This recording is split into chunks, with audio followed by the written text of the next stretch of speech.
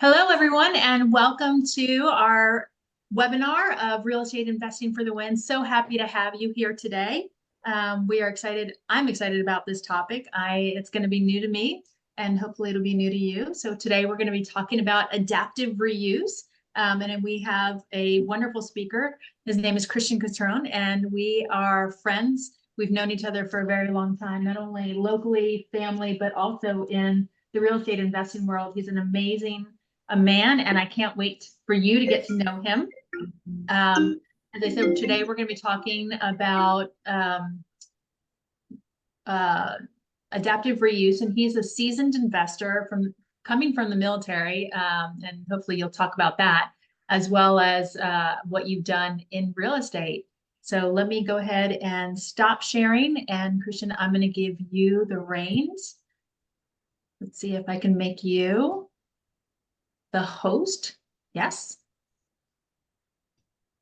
Perfect. So while you're bringing that up, Christian, if you want to start talking about who you are. I mean, I think we go back to, I think you just started in 2017 in real estate, right? 2017, yeah, October of 2017. In fact, my wife and I were sitting in a large auditorium learning about this thing called real estate investing because we wanted to be educated and do things the right way. And sure enough, they bring this couple in who had just gotten back from a Mexico trip or some kind of fun trip gallivanting all over the world, and really were highlighted for all the achievements that they had in terms of their residential redevelopment, all this fun stuff that they were doing, and really was inspirational to my wife and myself. And so, yes, since that time, we've become friends with you and Andrew, and just have loved and cared for one another in just amazing ways. And I feel like in many ways, I've been sort of sat at your feet as you've taught us about residential real estate investing and helped us along that path. And then as we've pivoted and have done commercial real estate stuff and some of the advancements we've done, we've been able to trade notes. So this is a really exciting opportunity for me to be sharing what we're doing now, and just am very flattered that I can share information that even Miss Linda Peterson is still learning about. And so I'm excited to be here. Thank you for having me. Thank you. And I can see your screen, so go ahead. Okay, all right, let me start. I'm hoping that my internet holds out. I don't know what's happening, so please forgive me if I get any kind of delayed or frozen face or anything like that. I hope to be able to answer questions if you don't catch any part of it at the end. So I'm talking today about adaptive reuse, but within the framework of what it is that my company is doing, and the backdrop being commercial real estate and all the craziness, all the volatility and ambiguity and complexity that is, and how to navigate that so that you can still find success. And so in true military presentation fashion, I'm telling you what I'm going to tell you, I'll tell you, and then I'll tell you what I told you. Okay, and so we'll go there. And of course, there is a part towards the end where I will be talking about a current investment offering that we have available. And so because of that, I am obligated to provide this disclaimer that you're seeing here. It is a Reg C, Regulation D506C offering, which means it's for accredited investors only. So know that. So I think it's important to know, so who am I, and who is this guy that Linda has invited to be able to share with you guys today?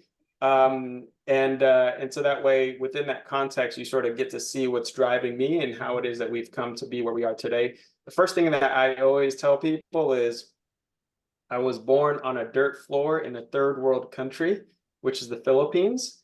The byproduct of an American sailor. We had a U.S. Navy base there at the time, and a local gal who came together, and there I was. And unfortunately, my biological father didn't want anything to do with my mom or me, and so sort of lived growing up in poverty with a single mom. And God saw fit to bring another man into her life, who then adopted me and brought us to the United States. And so I came here at the age of 7, learned to speak English watching Fat Albert and Garfield and Friends. And so that's how I learned how to speak English. But all kidding aside, I think. Wait, but you don't sound like Fat Albert. Hey, hey, hey. All kidding aside, comparing what that life that I was born into was like as compared to this taste of American life, I knew that there was something to this notion of an American dream that people often talked about that I wanted to pursue. Interestingly, I think the American dream is most appreciated by people who are not Americans themselves. So, Linda, you and I know about the immigrant story and how that drives us. But I will tell you that because of that experience, I felt compelled to give back to this country, my newfound home in some way. And so I was gifted academically, athletically, and was offered admission to the United States military at West Point. And so was able to go and do that, was commissioned as an officer in the Army. What you see on the screen below is called an MLRS rocket. So during Gulf War, the nickname for that was Steel Rain, because on the receiving end of that were sharp metal, and you don't want to be on the receiving end. You don't want to try to catch what they're throwing down. But that was fun to learn how to lead soldiers doing that. My bride-to-be I met while I was a cadet during my senior year. When I got out of the military, we moved back as close to where we could afford to live at the time. I'm originally from San Diego. That's where I grew up, but we landed in Palm Springs. And my first job out of the military was for a pharmaceutical company.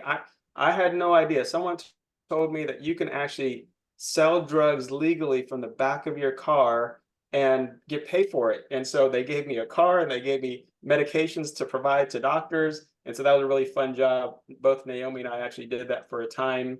We had our first baby out there while we were living in Palm Springs, taught him how to salute early. He also got accepted to West Point, Linda. I don't know if I shared that with you, but Oh, that's he awesome. actually, and he thinks he belongs. He thinks he belongs on a magazine at this point. That's what he looks like now.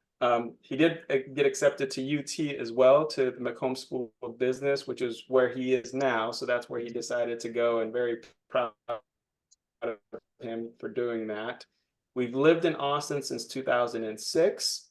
That's when we moved back here. We've had another baby since then. They don't look like this anymore, obviously. In fact, the younger one is taller than both of us, and this amazing hair that he somehow has.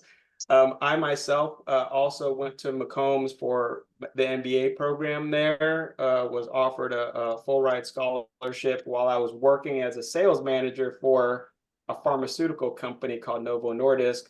My wife thought it was crazy that I was going to give up a really good sales manager job to go to business school, but I did receive a full ride scholarship to go, and so I couldn't refuse that. I've worked with multiple other healthcare companies since that time. As you can see here, I mean, I spent nearly 20 years in healthcare for all these companies until we launched our own residential redevelopment company, which we called Redeem Realty Solutions. We rebranded to Redeem Investments because we wanted to be more encompassing to what we are doing now, which is commercial real estate. We are a faith-driven organization, and I'm not ashamed to talk about that at all. And so you'll see some infusion of that within my presentation. And my bride and I are 22 years strong at this point. So today's her birthday, Linda, by the way. So I'll definitely have to reach out to her and to show how close we are. She was my lactation consultant for little guy. Yep. Okay, so let me start. So in the great words of the philosopher Mike Tyson, confidence breeds success, and success breeds confidence. Confidence applied properly surpasses genius, and I believe that. I think the framework that we've used as a company is called the confidence formula, and it's the framework that I'll explain sort of what we're doing, how this adaptive reuse thing fits into all of that. And it starts off with character. So I won't read all the sort of the definitions, but cornerstone for us absolutely is character. followed by competence, followed by creativity, and then courage. And when you add those things together, we feel like you can then have the confidence to move and then be successful. When you're lacking even any one of these things, it sort of doesn't enable you to have the full amount of confidence that you need in order to act when there's opportunity. And so we'll talk about that. From a character standpoint, I mean, I'm so proud of my company and what we built and what we're doing. Again, not afraid to mention that we are a faith-driven company. We focus on ESG commercial real estate, which simply means that we put profits over or people over profits, where we're doing things in a way where we're maintaining sustainability and things like that. And really, I mean, Linda, you're a veteran. I'm a veteran. We have colleagues who have bled and died for words like duty, honor, country.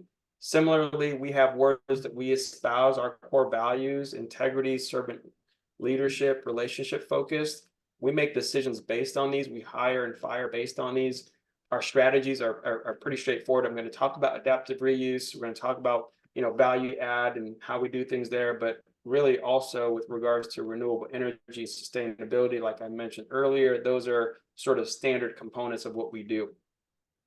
This is our track record. I think it's important to know sort of what the background is of people. I share this within the context of character because the very first one on this list is apartment building in Baytown that we bought in 2019 that was heavily affected by COVID. Okay, and we had a lot of service workers and we had a lot of people whose jobs sort of disappeared. And as a result of that, we're unable to keep up with rent payments and everything else. Crime was prevalent. And you would think that, when something called rent relief came about, that the government would come and pay their landlord. That's not how it works. And so we found that out. So ultimately, this property went back to the bank, and that's how we start. And we could have threw in the towel and just sort of quit at that point and just said, hey, this thing is right. I think if there was any other way to build character other than going through hard times, I would sign up for that. But unfortunately, that's not how it goes. Now, what's interesting about this deal is that part of this deal are some of our most loyal investors that have invested with us time and time again, and have been part of these ones that you see in the center of the page, where we've had a 18% IRR, 66%, 33%. So we've more than recovered, but I think based on how well we communicated and how well we navigated that process alongside our investors really helped to gain the type of credibility and trust that we have from them. The deals on the bottom of the page I'm going to talk about here in a moment, but you can see the projected returns there and how those are fitting into the overall track record here. From a competence standpoint, if you read the book Outliers by Malcolm Gladwell, he talks about this notion of in order to obtain mastery in anything, you have to put in your 10,000 hours, right? And for us, I mean, I feel like 2019 is when we started buying commercial real estate. We're just at the point now where we're over 5 years. And yet I feel like we're so far more advanced than our time has been, because I feel like I've done a good job of what I'm good at, which is building teams and partnerships with other people to build the level of competency that I was lacking, so that we can then have the confidence to move as part of that equation that I mentioned. In fact, here's our team for the fund that we launched. Business partner, Michael Uperio, he's a fellow West Point graduate, just 2 years behind me. Above my mugshot is Dr. Eric Atchison. He's a well-respected physician, surgeon here in town. Our kiddos went to school together before they graduated. And so we found that we both had a passion for real estate and healthcare. And so we said, what if there was a way to create something where doctors and other busy professionals could invest in it. Maybe they even work in that building, but they also have an ownership interest in it, right? And so we came together to form and then to launch this fund. There's a favorite part of my favorite book that says plans fail for lack of counsel, but with many advisors they succeed. And so we have an advisory board that speaks into our decision making, and you can see based on their letters behind their name, half of these guys are physicians and clinicians. The other half are seasoned commercial real estate folks. You've got several names there that you might be able to recognize. In fact, Linda from our affiliations, and then we also have strategic partners that help us to do the things that we do, from securities attorneys and real estate attorneys, the brands that we work with on the hospitality side, and things like that. So we built a really solid team to give us that level of competency to be able to be successful. The next piece is courage. So this is where it starts getting real with regards to what's happening in the commercial real estate space. So there are some major headwinds that I'm sure folks on the line here know well about. The first of which is high interest rates, right? I mean, the Fed has signaled that they may cut rates this meeting this month. Until we see that, we don't know. And they're certainly not going to cut it at the rate at which they increased it. So what does that mean for us? Well, that means that many properties are seeing no or very low cash flow because a lot of their mortgages are variable rate mortgages that have increased, which means that there's cap rate expansion as opposed to cap rate compression, which means properties are worth less than they were before. The other thing that's happening is, as a result of that, current owners are finding it difficult to refinance because the interest rates that are available are significantly higher than what they currently had before. And for buyers who are looking to buy properties, you can't get a loan. It's hard to get a loan at decent rates to be able to make your deal work. And so what does that mean? Well, there's less transaction volume that's been occurring, right? So you talk to any commercial real estate broker out there, they'll tell you, yeah, it's meager times as compared to what it was before. Add to that significant increases in operating expenses. So whether it's property taxes, insurance, energy costs, labor, all that stuff has increased such that there's a major pinch that many operators are facing. And not just within commercial real estate, other industries, the same thing, right? Well, there's another thing that's happening within commercial real estate, specifically affecting office, called the hybrid work revolution. Very simply, there's a lot of vacant and underutilized buildings, office buildings right now, because gone are the days when companies would lease 10, 20, 30,000 square feet and have their entire office and the buzzing around and all that stuff. That's not happening anymore. At best, some companies might need a couple of executive suites and a conference room once a week, right? And so that's actually one of the opportunities that we see in this space. Here, okay, so here are some headlines that are indications of things that are happening with regards to loans. So fearing losses, banks are quietly dumping real estate loans, right? This is specific to office buildings in this case. Distressed U.S. commercial property assets rise to $64 billion. For some brokers, why some brokers think San Francisco's commercial real estate market may take decades to recover. I don't think I'm going to be able to play this Instagram clip, but what it shows is property after property, maybe even 5 or 6 properties where the property was purchased 5 to 10 years ago at, let's say, $40 million and are selling now for 7 or 8 million. Other properties that might have sold last for 14 that are now 3 or 4 million, right? Because we know in commercial real estate that the value of a property is based on the amount of income it's generating. Okay. And so if it's not generating any income, then it might be worth the bricks and sticks, but there's no income stream to acquire. So some might say, wow, that's really daunting. Why would anyone do anything in commercial real estate at this point? Well, if you guys who may have sort of a Judeo-Christian heritage or background might remember the story of 12 spies being sent out to go scope out the land that God told them to acquire, right, and to take over.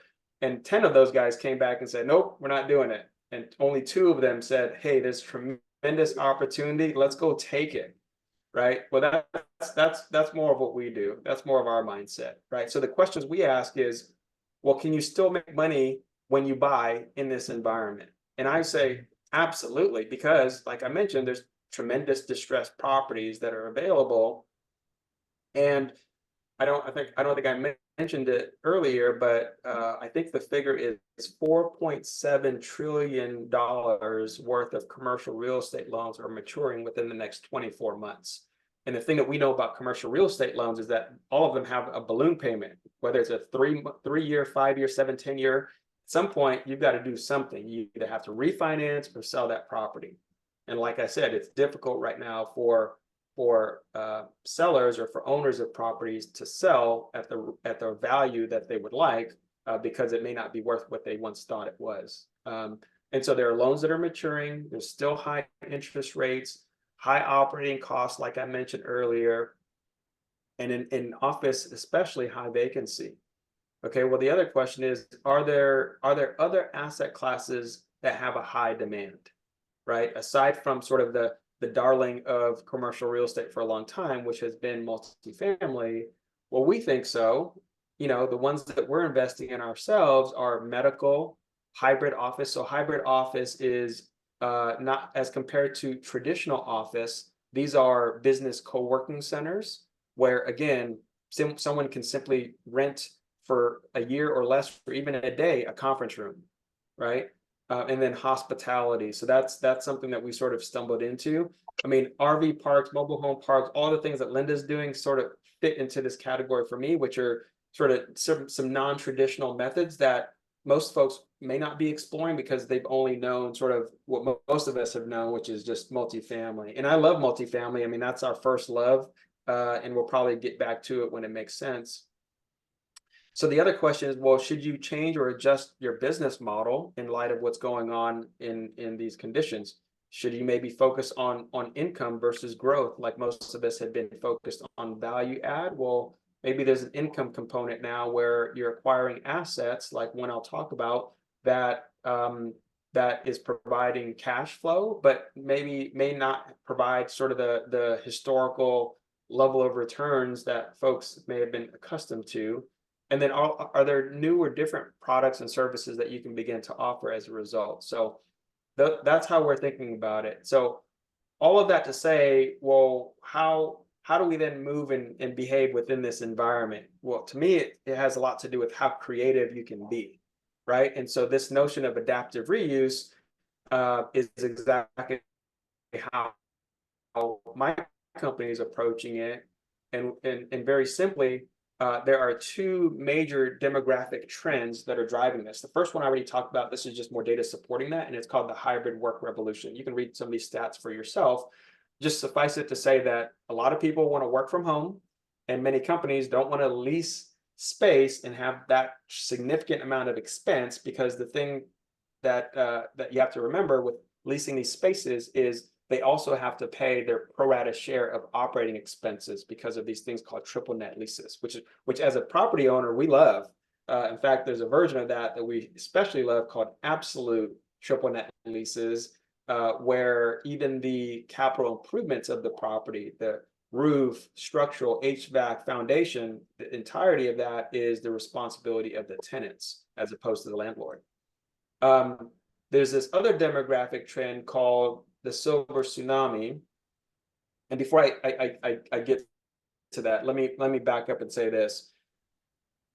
These 2 demographic trends that I'm talking about are creating a significant arbitrage opportunity within commercial real estate.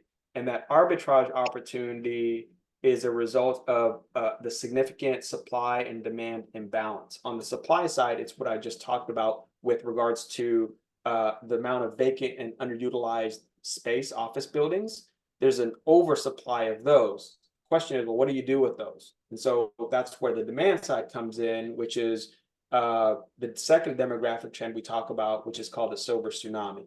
Okay, the Silver Tsunami shows that 1 out of every 5 Americans is over the age of 65, and this was as of 2020's census.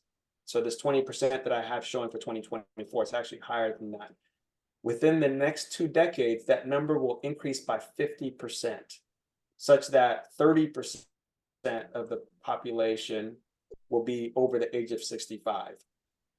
We know that because of modern medicine, people are living longer. The problem is the longer that we live, the sicker that we get. In fact, when you look at where healthcare spend is most allocated, it's heavily weighted towards those who are over 65, in part because in America, we've sort of have and again, I spent some time in healthcare, so I can say this, but we have chosen to allocate dollars towards end of life care as opposed to preventative care and some of the upfront things. And so that's just sort of the nature of the beast within America. So what do we do with that when patients, especially, our parents, our aging parents, grandparents and things, are having to wait 6 months to a year to be seen by a doctor? Well, some of that is driven by lack of capacity, and that lack of capacity in part is because of lack of available real estate for them to be seen in. So what we're doing and what we're saying is, well, why don't we take these office buildings that have reduced utilization and that we can buy for very low valuations right now and convert them into medical office buildings, okay? And these medical office buildings we know are essential, quote unquote essential, because during times of crisis and economic downturns, they will continue to function because people continue to need care. In that way, it's recession resilient. We know that these tenants take great care of their buildings, unlike some of our Class C tenants, unfortunately, that we experience. And we also know that we get these triple net leases, like I mentioned earlier, where we don't have to worry about the operating expenses. The tenant takes care of that. That's a great combination, in my opinion. So here's a case study that I think you guys will appreciate. This is actually the next property that we're closing in our fund within the next five to 6 weeks. It actually used to be a Best Buy out in Abilene, and it's been converted into a 3-unit medical office building. One of them is a spine and joint surgery center, and then the other is a very busy pain clinic. Okay, and so the question is, given the details here, and if you guys would indulge me, I always like to make it somewhat interactive. And maybe Linda, you and I can play with this a little bit. So if you can pull out your calculator, my friend, let's do some math here, okay? All so right. we know that the formula for calculating price or value is taking the net operating income and dividing it by the cap rate, right? Well, we have the net operating income. So the question is, well, what is the price that we can reasonably expect to sell this at in year 5? Well, there's the year 5 cap rate, 749,880. So if you take that and you divide it by the market cap rate in Abilene for medical office building, which is 7.5%, what do you get there? So divide that by 0.075 if you would. So 9.9 million, 10 million? I'm sorry, I missed it. What is it? 10 million? Did I do that right? You did, yeah, just about 10 million. Okay. Well, good job. Kudos. So the question is, so this is the part where it gets really fun, because well, actually, let me say this, I always forget to say this part. We negotiated pretty fiercely to get to a point where the price that we paid and the lease, the base rent for each of these units, just for the 2 units, that if we never ever leased that 3rd unit, our investors would still double their money in 5 years. Okay, so the question is, well, let's do a fun exercise. Well, what if we do lease that 3rd unit, which we've started to do, by the way. We've started sourcing tenants. Well, let's do the math there. Well, what information do we need to know? We need to know the amount of space. So that's 9,321 square feet. So let's take that in the calculator, Linda, if you don't mind. And let's multiply that by the base rent of $20 per foot, because that's what the market base rent is. Yep. Let's take that figure and divide that by that cap rate. So the NOI there is, what is it, 186,420, right? So divide that NOI by 7.5%.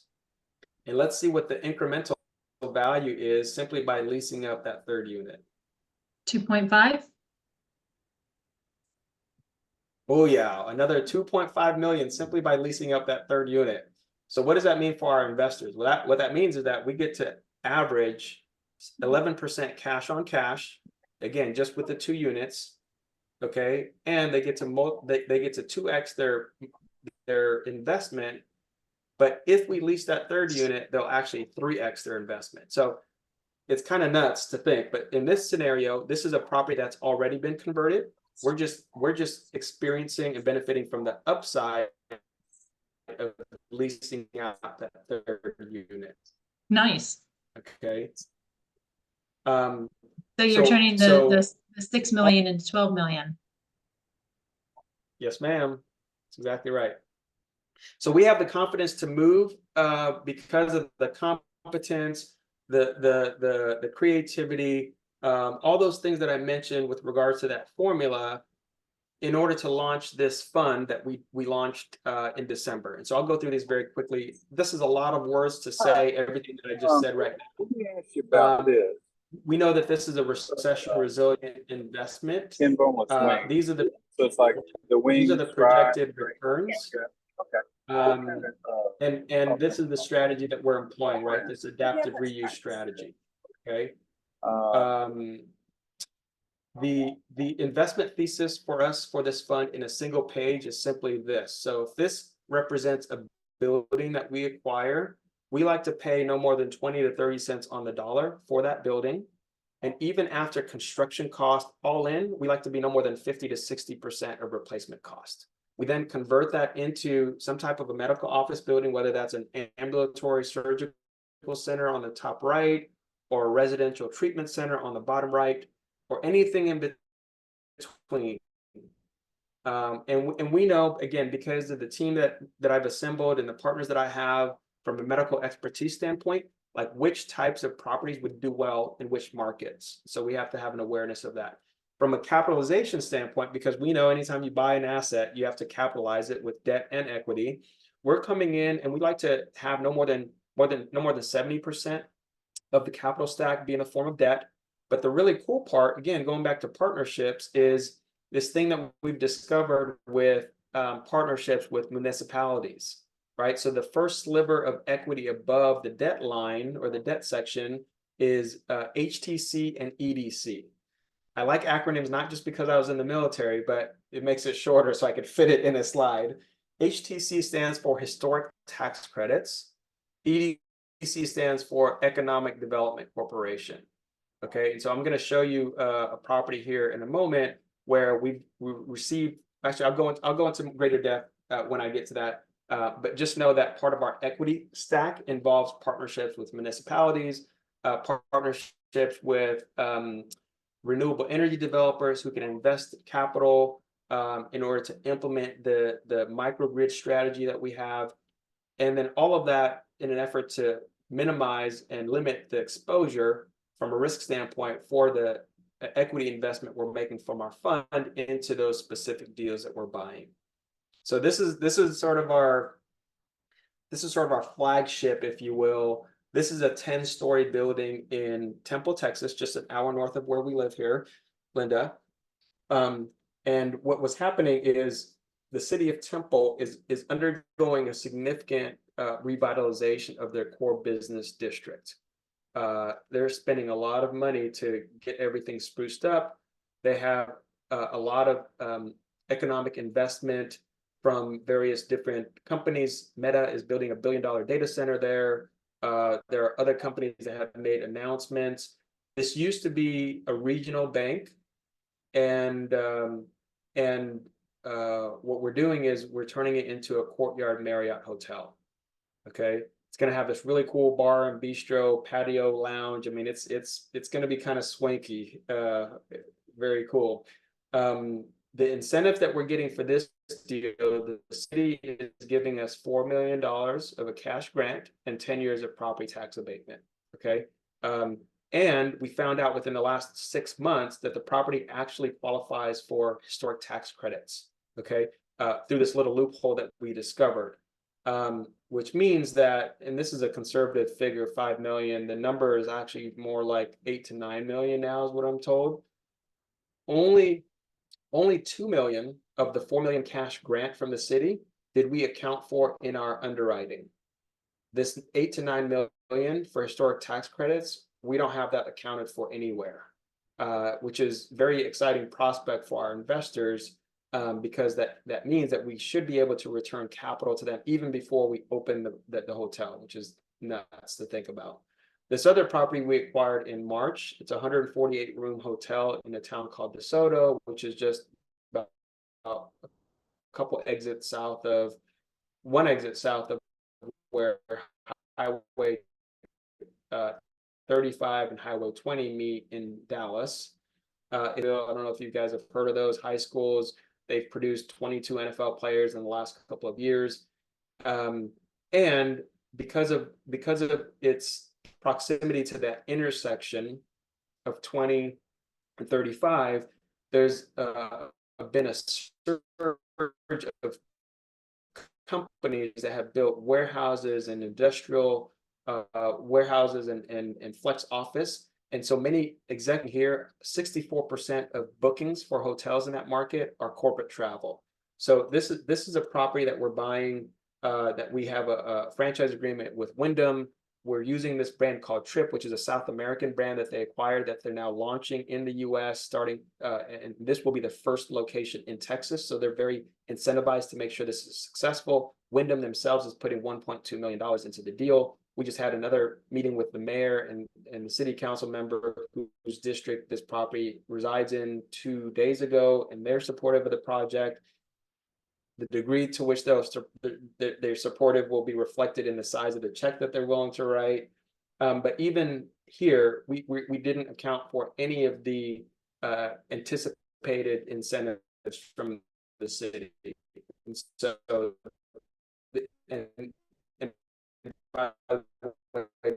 these are conservative numbers in terms of the limited service hotels in this market are going for 144 to 152 per night. That's Hampton Inn, Comfort Inn, etc.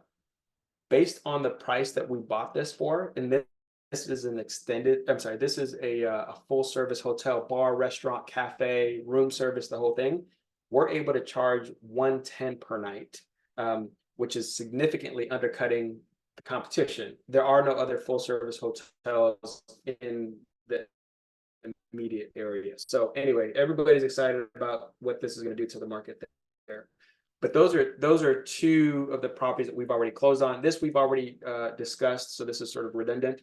But let me start landing the plane a little bit, talking about our pipeline. Most investment funds are what's called a blind pool, where you really don't know where your money is going to go. In our case, you've already seen the 2 deals we've closed on. And by the way, investors actually have a pro rata share in those. Even if they invest now after we've closed on those, you get a pro rata share of ownership in those, as well as any other properties that we'll be closing on. Okay, including the Abilene one, which is at the top of this list. And these are the next properties that we have lined up for this fund. Okay, and again, they're office conversions, they're medical office, etc. The way that we mitigate risk, which is something that we take to heart, especially based on the experiences that I've had, the track record, the learnings that we've accounted for, based on the things that we've done. Number one, we have to buy at the right price. Okay, that's what helps us to have a significant hedge of protection around our investment, that proverbial moat that folks talk about. We're very disciplined in how we underwrite deals. We just had investment committee an hour ago, and we were poking holes in trying to kill the deal, and it looks like a viable one. This is a completely separate deal than any of the ones that I've shown. So when I say underwriting, really the assumptions that we use, whatever the market revenue is, we assume we're going to make less than that. Whatever the operating expenses have been, we assume we're going to incur more cost than that. The reversion cap rate, meaning if we're buying at a certain cap rate today, we assume that it's going to be worse in the future. And then we also budget for reserves, capital and operating reserves, even when we don't need to. Case in point, that hotel I just showed, we're putting all brand new furniture that have a lifespan of 15 years or so, and yet we're accounting for annual FF&E reserves as if we're replacing stuff on an annual basis, right? So that just provides an added buffer. We always have to have some kind of a agreement in place, either with a tenant, a franchise agreement with a hotel brand, or a partnership agreement, MCA, managed client agreement with Regis, or whomever our partner is whenever we're doing a business co-working center, which is what that third bullet point's about. We love the absolute triple net leases like we talked about. The way we create value there is we don't have to guess, well, how much should we increase price by next year? Well, those, we have rate escalators built in, and those are compounding over the course of time. We like to see grants and incentives. Obviously, that juices returns for our investors. What we have found is really the secondary and tertiary markets are the ones that are most prone to partnering with us. If I were to go to City of Austin with my hat in hand, they'd probably tell me about face, forward march, but not in those kind words. And we also like to source historical tax credits, like I mentioned, renewable tax credits. All of those are just accretive to the deal. And of course, finally, you know, debt drives the deal, right? And so getting favorable loan terms are key in this market. And so we like to, upon stabilization, have fixed rate debt. During construction phase, you can't get away from having variable rate debt, it seems like, but we like to have rate caps in place so that we know what the ceiling is for where those will go, and that's what we underwrite to. All right, so let me summarize and land the plane here now. So like I mentioned earlier, and this is a term, again, use another military acronym, VUCA, volatile, uncertain, complex, ambiguous. I mean, that's life. That's the world we live in, right? But how do you navigate in that? And how do you succeed in that world? And the answer is by having confidence, right? If you're stuck in the corner with your eyes closed, you're not going to do anything. But how do you have confidence? Well, it's for us, it's the formula that I talked about, right? Having the character, which can't be built overnight. Having competence, which you can shortcut, but through partnerships and teams. Having the courage to move despite, you know, the chaos around you, and then having creativity, and then finally, you know, let's not forget having faith. You know, that story I told, Moses ultimately gave a charge to Joshua, be strong and courageous, multiple times, because that's what it was going to take to actually move and succeed. And then finally, you know, there's another part of my favorite book where Jesus heals a man and ultimately performed a miracle, but ultimately that man still had to, he told him, pick up your mat and walk. There's still an action you have to take even when the miracle has already been performed. And so I like to just share that as part of my discussion. So I think all of us know that there's sort of different types of investors, active versus passive.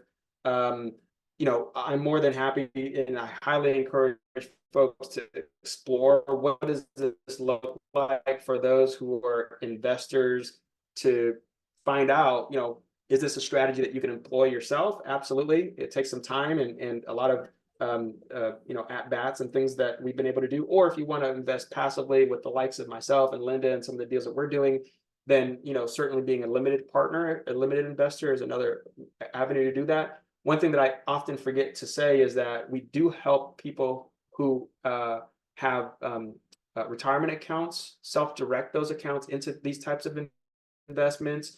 Oftentimes, even now, people don't actually realize that you can actually take control of your own retirement account and invest it in the way that you want. There's some nuances there, and there are some custodians specifically that specialize in this that I can make recommendations for. Some might ask, well, what does the $100,000 minimum investment produce? This is sort of a straight line depiction of that, where we're providing 8% preferred return, which amounts to $8,000 per year. Year 5, you get that same 8,000, your original investment of 100 back, and then the remaining 60,000 on top of that, which sums up to this 168. So this just sort of explains what that looks like. Exciting news flash, Linda, I can't remember if I've shared this with you, but we actually executed an LOI in July for $120 million capital infusion by a private equity firm out of New York. And while I'm told that we may have that by the end of this year, I'm not betting on that. I'm anticipating Q1 of next year is when we'll get that. And when that does come in, that enables us to fund not only the deals in this first fund, but all 14 deals in fund 2 that we have lined up already as well.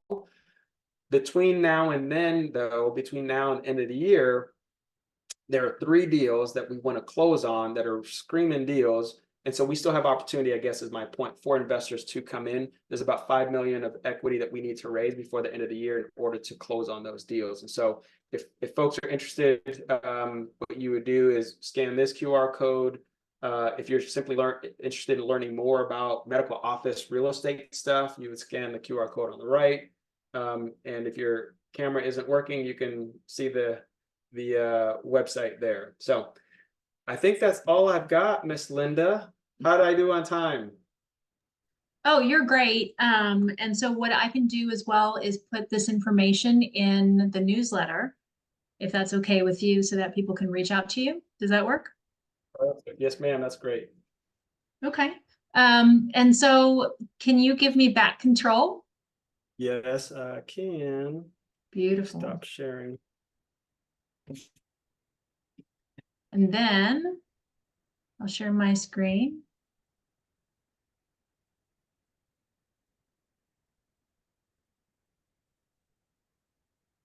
Letting you share?